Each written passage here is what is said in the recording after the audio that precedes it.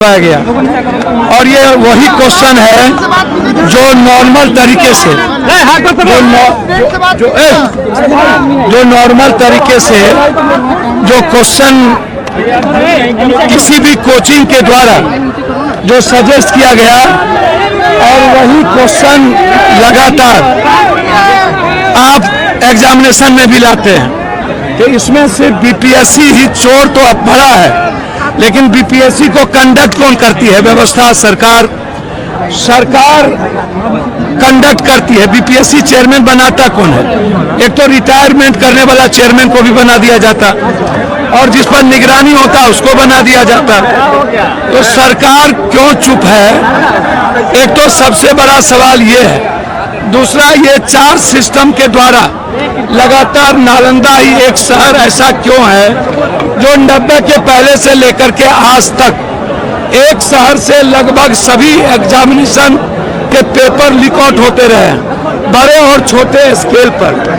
अब यदि आप कहते हैं कि हम दूसरे नॉर्मलाइजेशन में, इन्होंने कहा कि हम नॉर्मलाइजेशन जैसे मुद्दे मेरे विचार में नहीं है, जबकि आप जब एग्जाम लिए तो क्वेश्चन 2 प्रकार के थे बिल्कुल रूप से।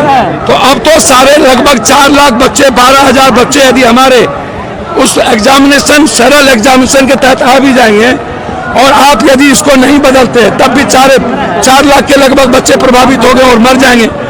जिसका अंतिम क्वेश्चन था, अंतिम उम्र था, जो इसके बाद वो उसका लाइफ नहीं बचेगा, वो तो लगभग बर्बाद हो जाएगा। तो री एग्जामिनेशन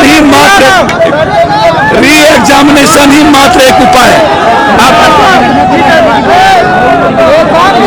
री एग्जामिनेशन ही एकमात्र उपाय है। सरकार को चाहिए री एग्जामिनेशन। यदि सरकार, हमारे बच्चों का सबसे बड़ा देश का मुद्दा है पेपर लीक आउट, और इसमें सरकार का सिस्टम, सरकार के कुछ लोग, बीपीएससी, कोचिंग और माफिया, सबकी मिलीभगत होती है। 4 सिस्टम मिलकर के इस देश के युवाओं के भविष्य और जिंदगी के साथ खिलवाड़ करती रही है। ये क्वेश्चन पेपर लीक आउट कब बंद होगा? सीसीटीवी फुटेज को सामने लाइए।